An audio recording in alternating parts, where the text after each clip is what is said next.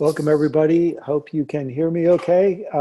Can a few people just check in on the chat and let me know that you can hear me all right? And Jamie, if you can turn on your video, that would be great. I think it might be turned off right now.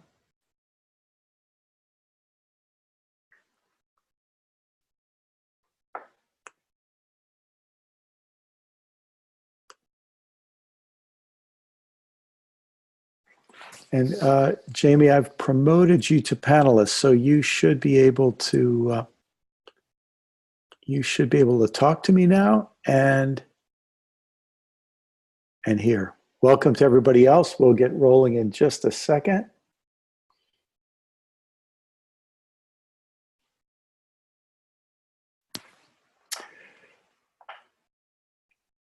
Thanks, everybody. Great to have you all here. We'll get started in just a minute. As soon as I can get my co-panelist here operating okay.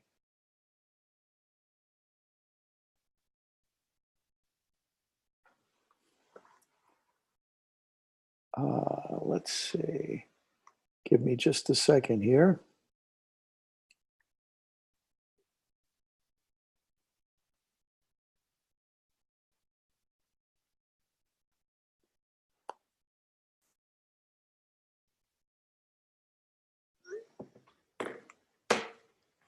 Sorry to hold you all up. We'll get started in just another minute.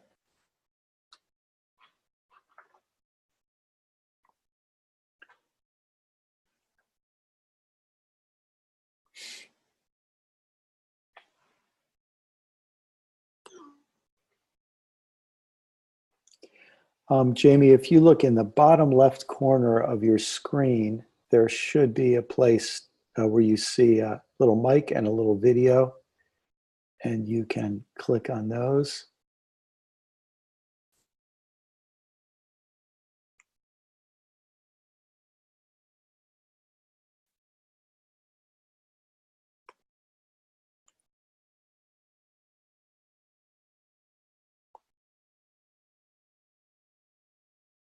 Sorry, everybody. We're just getting our technical act together here. How about anybody who can, just in the chat section while we're waiting to get started, if you would just put your first name and where you are watching from. Be fun to see who's here and from where.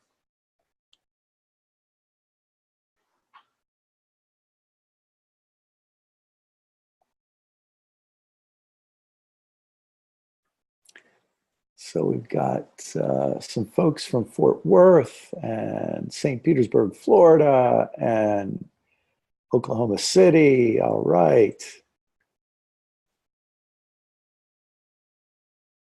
And let me just see if I can help Jamie somehow here.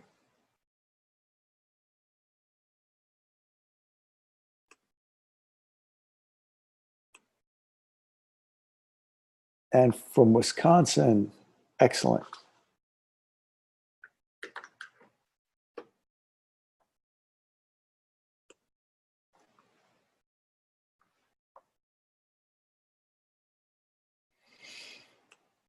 Okay. I am going to go ahead and get started, and I'm hoping that Jamie's going to be able to get her camera and mic on. And if you need anything, Jamie, how about you text me, or you can even call me and we'll work it out while everybody's watching, because this is real life here. So first, I want to thank everybody for being part of this webinar and part of this Lent series. We've been starting each of our evenings with just a little ritual of lighting a candle as a way of reminding ourselves that our intention is for us to be bearers of the light of Christ in this Lenten season, to let the story of Jesus, the story he lived, the story he taught, more and more become our story, light our lives, so that we can light this world. We're going through the 7 stories that are part of the book, Corey and the Seventh Story. And just a kind of review.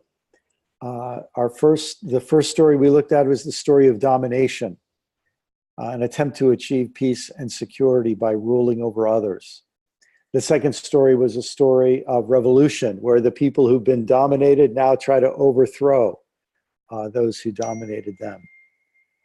Third was the story through the story of purification, where we exclude a minority group. Next is the story of isolation, where we just assume everyone's a lost cause and we have to withdraw. I think what I'm going to try to do here with Jamie, because she's having a little trouble getting on, is I am going to actually try to FaceTime her, and we're going to do a little workaround, I think, here and see if we can make this work. Hi, Jamie. Hi. So, I can see her. Fantastic. I think we're going to find a way to make this work here, Jamie. Hold on just a second. And hold. Okay. Folks, I'm going to ask Jamie to just introduce herself and say hi, and I want to be sure that you all can hear her. Go ahead, Jamie. Just say hello. Hello. Can you hear me? Can a couple folks tell me if you can hear through the chat? Fantastic. All right. Excellent. Well, I invited Jamie to be part of this session because she's somebody who's living the 7th story and seeing the other 6 stories at work at close range. Hey, Jamie, could you just give everybody a little bit of your story and share with them what you're up to and what you're involved with in the world? Okay. Well, I pastor and lead a coffee shop community in what could be considered a red light district in Oklahoma City. It's an autonomous area that is zoned for the sex industry. So a strip of strip clubs and then a neighborhood of about 800 people that are, that really the average income there is about $11,000 a year. With that, there are a lot of folks that are living outside, homeless. We have a lot of mental illness, a lot of addiction, and then gang activity and violence that is there in that neighborhood. And there's a community of people that are learning to follow the story of love instead of these other stories that we're talking about here tonight. That's a beautiful summary. I wonder if you could share a little bit about what you were doing before you started this unique work. Okay. My husband and I were involved in training missionaries to go overseas to plant churches among people who have never heard of Jesus. And we experienced a really terrible faith crisis where a number of events that happened within a short period of time in our life that were very painful caused us to question everything that we believed about Jesus, about Christianity, and we really were ready to just throw it all away. But through an examination of all of that, an examination of other religions in the world, we just couldn't throw out the message of Jesus. And so we decided to experiment with it and opened up a little coffee shop in this neighborhood right next door to Valley of the Dolls, one of those strip clubs. And we decided to see whether it's even possible to live the things that Jesus taught, loving your neighbor, sharing what you have with those in need, forgiving people who hurt you, loving your enemies, those kinds of things that he taught. Is it even possible to live that way? And then if you do, the second question was, does it make any difference? Mm-hmm. Does it not just change a few people's lives, but can it really transform a whole community? And so that's what we've been experimenting with for the last 12 years. And Jamie, if people want to learn more about your story, the name of your book is? It's called Beloved Chaos, Moving from Religion to Love in a Red Light District. Beautiful. Well, I can say I had a chance to read that book, and I know what a beautiful story it is. And I learned a lot reading it myself. This accumulation story, Jamie, in Cory and the Seventh Story, it really is what starts the drama of the book, where somebody has a shiny object and somebody else wants to take it.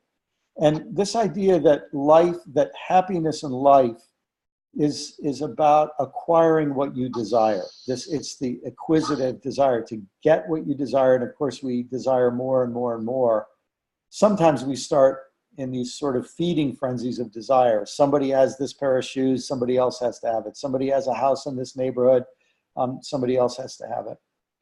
And this ends up, can be the dominant story of whole cultures. But of course, when all that conflict arises, I want this, you want this, I want this, you want this, that can set the stage for the domination narrative and all the rest. So the accumulation narrative is really central. In the Gospels and leading in Lent, as we're reflecting on Jesus' life, especially leading up to Passion Week, you see it again and again when Jesus addresses wealth. He talks to the rich, and he goes straight at issues of wealth and poverty again and again. I'm going to put up in the chat a link to 2 sermons I preached recently. There are 2 parables in the Gospel of Luke where Jesus starts both parables, there was a rich man, there was a rich man. And I have become convinced that that's in Luke 16, it comes right after Luke 15. I've become convinced that those 2 parables are really to be added on to the 3 in the previous chapter, which are the parables of the lost coin, the lost sheep, the lost coin, and the lost son. And then I think they go right into these 2 parables about there was this rich man, there was this rich man. And so if people are interested, I'll put that link up there in a couple of minutes. But this issue of wealth is so central, and the accumulation of wealth is so central. Jesus had all these sayings about don't lay up treasures in heaven. Don't lay up treasures on earth, but lay up your treasures in heaven. Where are your values? He said, if your eye is corrupt, you won't be able to see anything. Your whole life will just be filled with corruption and darkness. And so this, it strikes me that this issue of accumulation is so central to Jesus' teaching. It's hardly ever addressed in churches except when churches need money. But I think the world would be so different if we address this. In the children's book, the desire for shiny objects eventually leads to a shiny object factory, which then has all kinds of effects on the environment and everything else, and all kinds of other social effects. It strikes me that where you live and where you work, you're seeing the effects of the side effects, unintended consequences of the accumulation narrative. I wonder if you could say a little bit about that. Yes, the people that are in our community they're very poor and experiencing that side effect of others oppressing them in order to gain wealth. And yet at the same time, what's interesting to me in looking at it is that our people, although they are not wealthy, they still struggle with this same narrative of accumulation. If I could just get more, if I could just have more, then my life would be happy, my life would be better. And what we're learning together is that that's not the answer. Even as we attain things or even a better status of position in life, it doesn't necessarily make us happier or give us more security or give us more peace. And what we're finding is that as we share with one another, that is what is bringing joy. That is what's bringing happiness. And so, and it's not just the wealthy sharing with the poor, but it's those who have anything sharing with someone who doesn't have. So we're sharing with each other. We're sharing our food. People that are living on food stamps primarily for their source of food and are living outside are sharing their food with others who are living outside, bringing it together and eating together. We're sharing our possessions with one another. As we don't need them, we pass them on to the next person through our free store. And this is something that we're practicing. And as we practice it, we're genuinely experiencing love in a community there together. You know, in each of the stories, we've been seeing how Jesus teaches and embodies the flip, the reverse of the story. So with domination, Jesus models service. Rather than ruling over, he models service. And rather than revolution, all of Jesus' teaching about turn the other cheek, nonviolent resistance. With isolation, instead of running away, well, he does. He takes time to withdraw, but then he does that for the purpose of coming back into society, and so he doesn't escape. And so the whole idea of incarnation really is the refusal to isolate, and his spending all the time among the crowd, so much so that, you know, his family thinks he's crazy because he's made himself so available to people. Then with the story of purification, instead of rejecting people, the kind of people maybe who live in the neighborhood where you serve, Jesus eats meals with them. And so here you're experiencing the reverse of the accumulation narrative, is the sharing narrative, and a willingness to share. And I think you're making a kind of a claim that I think a lot of us, something in our heart tells us it's true, but a lot of people haven't worked with it that much yet. And that is that there is happiness from possessing, there's no doubt, but there's even greater happiness from giving and receiving, from sharing. And accumulating or hoarding involves no giving or receiving. It's just receiving and then holding. But here, what you just described is a life of where the flow keeps going. You receive and then you give. You receive and then you give. Yes, and I came into this situation as a wealthier person than them, for sure. And so starting out, it seemed as I was there to be the one to give. But what has happened is that I have received just as much or more than I have given over these 12 years, as people who have very little in the way of material possessions are passing on things to me, even physical material possessions that they find or that they get from the free store that someone gave to them. They in their love are even returning those gifts to me, and it's really a beautiful thing. Is there a story or two that comes to mind? While I give you a minute to think about that, let me just share a quick one that goes way back to the early days of my wife and my marriage. We lived in a little apartment right near the University of Maryland. And there was rumors all around the apartment complex about the hermit. And apparently there was a guy who lived out in the woods. One day, actually, I was running on a trail in the woods, and I saw a piece of plywood with a piece of carpet over it. And then I realized there was a hole under the plywood, and I looked in and there was a face looking back at me. And sure enough, it was this fellow who was living in the woods. And some weeks later, I went down to do my laundry, and he was down in the laundry room. As I'm sure you know, for folks who live outdoors, it's very hard to ever take a shower. So what he did is he would go down in the laundry room, scoop up all the soap powder from people doing their laundry. He'd wash his clothes out, put them back on wet, and then use also the soap to clean himself up. So he's down there cleaning up. And I said hi, I learned his name because everybody called him the hermit, found out he had a name. His name was Terry. And heard a little bit of his story. Like a lot of folks, you know, mental illness hit him at a young age, and right around the time he was in graduate school. And now, I don't know, probably it was well over 10 years later, he was still living in the woods near the university where all that happened.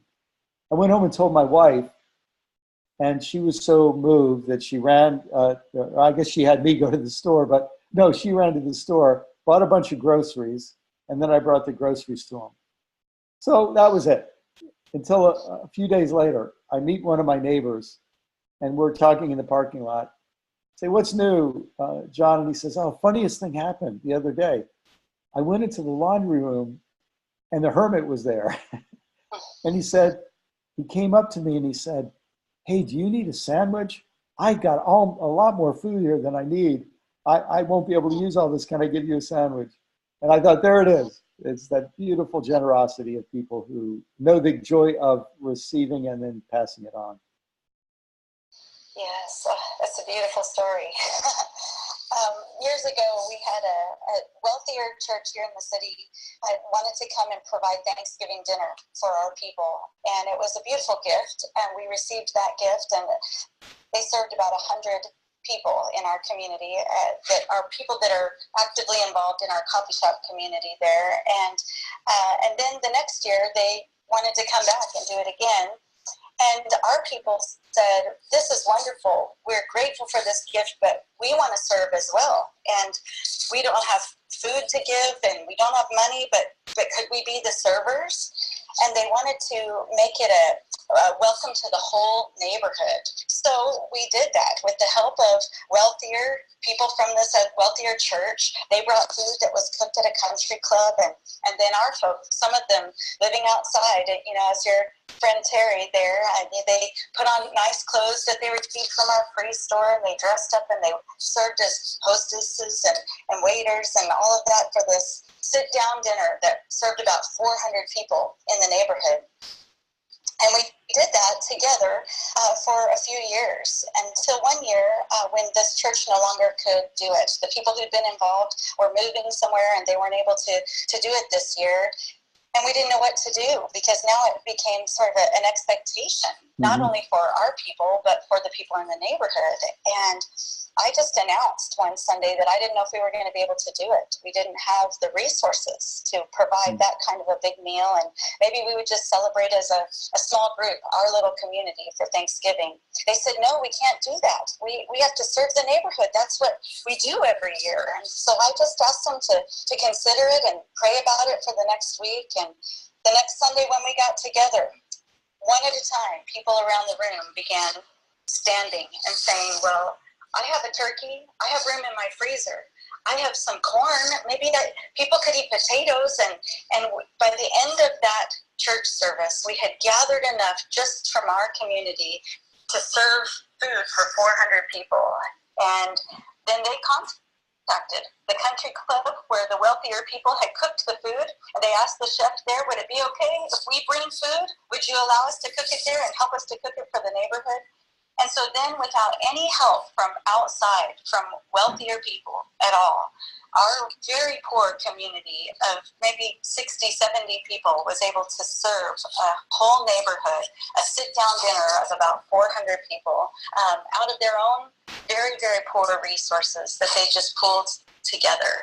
And that has been the way we've been doing it now for the last few years, is us serving one another in the neighborhood, just coming together. I'm sure other people are thinking of this, but it sounds like that story of the little boy bringing his loaves and fishes, Exactly, that story. It really is. Each little boy bringing their fishes and loaves together and creating a meal for the multitude. So it's interesting, isn't it, that the picture that creates is a picture of flow. You receive, you give. You receive, you give. And it's so interesting. I often hear rich people or well-off people acting like they're the givers and poor people are the takers.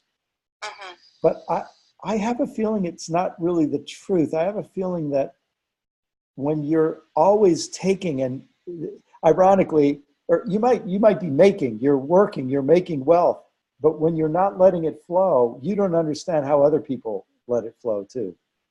Yeah, that's really the truth. And that has been my experience with the people that are much poorer in our community. Sharing is just the way of life. It's become the way of life for us as we committed to do this together. It's one of the downsides, isn't it, of when people accumulate so much that they don't need anything. And so then they can become kind of isolated and independent. But the folks you serve among, they need each other, they need help. And the irony is that we work so hard for our independence, but we find out that it has a downside too. And we lose connection. There's connection is what has really happened for us as well, because those gatherings where we get together, which now in our coffee shop happens every day. We eat meals together there every day, and that community, the communion that happens in the fellowship and doing life together, it eliminates the loneliness and the sadness of that isolation, that is really a side effect of that isolation narrative. As we pull away, we live life alone, Yes, it's kind of interesting, isn't it, that now we're seeing a overlap, that maybe one of the goals of the accumulation narrative is so I can get enough money, enough land, enough fences and walls, so that then I can have my isolation narrative and live in my gated community or behind my big walls with mean dogs in front or whatever, so I can just be happy by myself. So there's really a synergy between those two narratives. There is. It's interesting, even as we come into, in a few weeks, when we come into Holy Week, this theme of accumulation is going to happen again. We're going to see it in the 30 pieces of silver, and a betrayal happening for money. I'm sure there are other dimensions to Judas' betrayal too, but that idea of being sold out for money at the end is part of the dehumanization, I think, that Jesus experiences. He just becomes a commodity to be purchased by some people who want to do him in. You see it at the very last moments when Jesus is on the cross and a couple people cast lots for his last possession, which is his outer garment, his tunic. You see it even after he's dead. It's interesting that we might want to vilify rich people, but it's a rich guy, Joseph of Arimathea, who decides to come out of the shadows. And so even that way of telling the story doesn't allow us to just make rich people the bad guys, right? Right. No, the goal is that the rich people are called into giving. And so his generosity to the corpse of Jesus is even an act of subverting that accumulation narrative, right in the story of Holy Week. Any other examples come to your mind from the Gospels or from Holy Week of these issues playing out? I'll have to do a little more thinking. Yeah, if anything comes to mind, feel free to bring it up. And if any folks have any ideas you want to throw up on the chat line on our screen there, feel free. Obviously, from start to finish, this drama of accumulation is it's one of the dynamics that's going on in all the gospel story. It's interesting in later in the New Testament, the Apostle Paul doesn't directly quote Jesus super often, although I think so much of his ethical teaching is a reflection of Jesus' ethical teaching. But there's one point where he says something that's never recorded in the Gospels, and that's when he's giving a farewell address to a group of church leaders. And he said, look, I just want you to remember this. It's better to give than to receive, as Jesus said. And so isn't it interesting that the subversion of the accumulation narrative is one of Jesus' direct quotes that's carried on, that we would only have because it gets quoted by Paul later in the New Testament. Hey, I like that. I should say someone sent a chat and a comment in through the chat and asked, does your heart tattoo tie into your life story? It does. Yes, we have a lot of gang activity in our neighborhood, and a few years ago, a number of gang members, together with me, made a commitment to love our enemies instead of hate and fight and kill our enemies. And in making that commitment, some of those gang members, they had a teardrop tattoo that represented the violence in their life. Some of them have actually killed people, and that's what that tattoo represents. And so we changed that teardrop tattoo to a heart to represent loving our enemies. And so now we have a new gang that we've begun there called the love gang, and it has spread throughout the neighborhood. Right now there are 16 people who bear the tattoo, and every day I'm in conversations with gang members that are considering what it means to walk away from the violence that they've lived in. And it's a pretty exciting story. Okay, now I can just imagine this is going to start taking off, because what a powerful example there. Well, at this point in our weekly gathering during Lent, we move on to some questions that come from the Porch magazine, which Gareth has created. And I forgot to mention earlier, Gareth just put on the New Story Festival this past weekend, and he is en route home, so that's why he couldn't be here with us. But one of the questions in the Porch circle, and I'm going to ask it of you, Jamie, and then I'm going to invite folks who are watching to just type in the chat box. What is giving you life these days? What's saving you? What's giving you life? What's something in recent days that has brought some joy to you?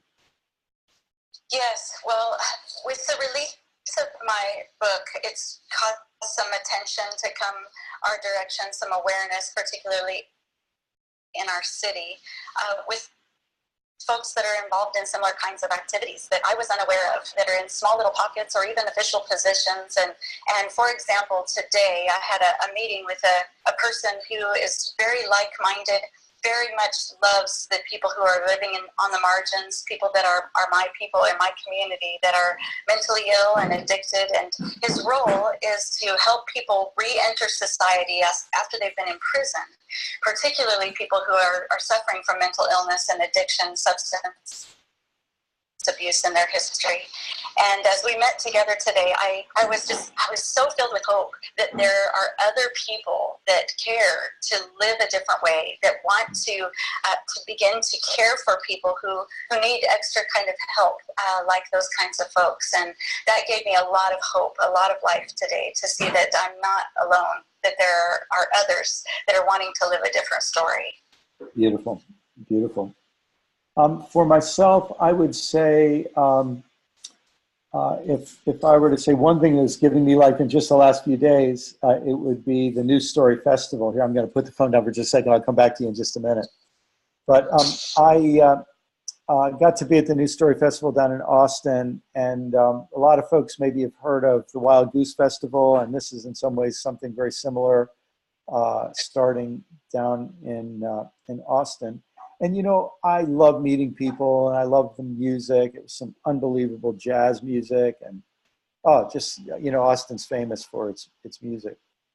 But I gotta say, the thing that touches me every time I go to something like this, Wild Goose, News Story, is the quality of the volunteers, like folks who volunteer to do this, and they just put their heart in it, and they go above and beyond. And I guess it's really kind of an example of this reverse accumulation.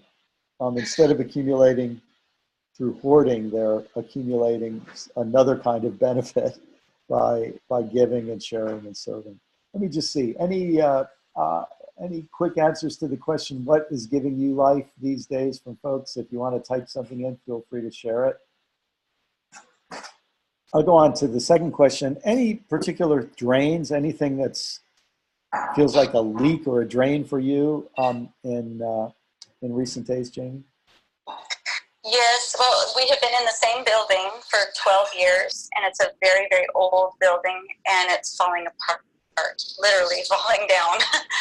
We have buckets set all over the room collecting the spring rain that is coming through the ceilings into our coffee shop space.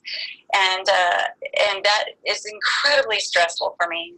My personality, I really like things to be neat and orderly and clean, and that in my life there is never neat and orderly and clean, but this adds an extra level for me. And we're getting a new building. We're in the process. We've leased a new building, but we've had all kinds of delays on getting our building permit to build out the inside of it.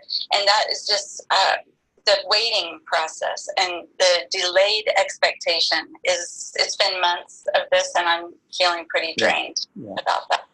That can do that.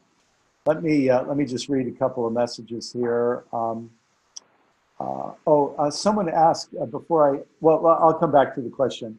Somebody says, I'm getting ready to go public with sharing my story of my struggle and success with social anxiety disorder in a live storytelling show called This Is My Brave.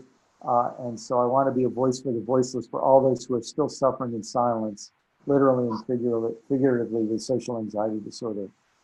Well, that is a pretty exciting thing. Someone says, my hammock is still giving me life, and my wife too. It must be a big hammock, room for two. That's fantastic. And then someone's posted, here's a link to that show if people are interested in the chat section there. Somebody said, I live streamed the Center for Action and Contemplation of Universal Christ this weekend, and CAC is moving into the gift economy. Lots of folks were live at Albuquerque on scholarships is one example. Someone who was at the New Story Festival said the New Story gave me so much life this weekend, and I kept thinking my friend Jamie should have been there. And then here you are right now, Jamie. Someone said more about, I think they'd like to hear more about mental health issues and the stigma Jamie faces in ministry, helping others. Jamie, we have one question too. Let me just see if I can pull that out. What do Love Gang members call you? Is the question that came in. They call me their OG. Which is original gangster. But really, for me, I have a 5-year-old granddaughter, so for me, I think it really means old grandma. That's great. That's great, Jamie. Well, thank you. Well, we're going to go to one last question before we end our night, and that is, I wonder, Jamie, if you would have any words of encouragement for the folks who've gathered here and the others who are going to watch this in the days and weeks to come, about what you would say to folks who maybe are where you used to be before you had that kind of crisis in your faith and work, about getting through that kind of crisis and what it's like on the other side. Anything you'd want to say?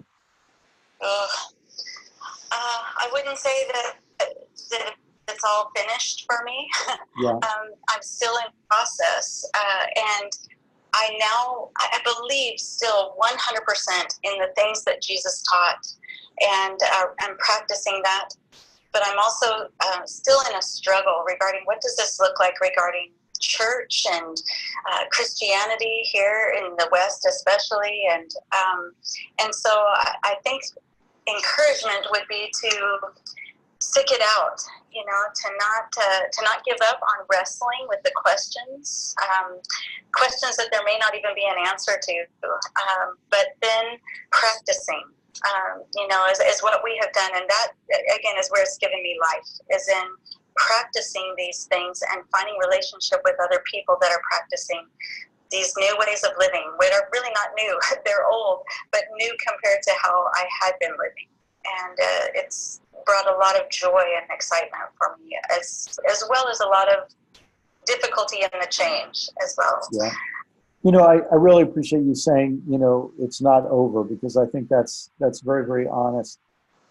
I think there's something that we're all, maybe a lot of us feel, I sure do, and that is that we have a million questions, but if we can get straight what story we're living by, we can leave a whole lot of those other things unknown. Yes. And that, I think, is what you capture so beautifully in your book, Beloved Chaos. And I really hope folks will look it up. What's the website that folks should go to learn more about you? JamieWestZumwalt.com, or you can look at outrageous.love. Both of those websites will have information about Joe's addiction and my book. Great. Fantastic. Well, everybody, we want to really thank you for being part of this call tonight, for going through this Lenten journey. It's not enough to just say, I don't want to be part of the accumulation narrative. I think the real joy comes when we say, I want to be part of its reverse, of the opposite, of this life of sharing, of letting the grace flow into us, but never us being the end users of that grace, but always letting it flow through us and passing it forward. I hope that if you learned something tonight, you will cherish that, and I hope that you will pass it on to. Maybe put a post on social media or tell a friend that you learned something important. Maybe include a link to Jamie. You'll see those links in the chat section. And I hope you'll check out her book. And if you'd like, feel free to put a link into the7thstory.com too. That would be great. We want to inspire more and more people to learn to live by this story. And as we end our time together tonight, as we have the previous weeks, we remind one another that our purpose for coming together to get our light recharged is that then that light goes within us and we carry it wherever we go. So peace to you all. Thanks for being part of this hour.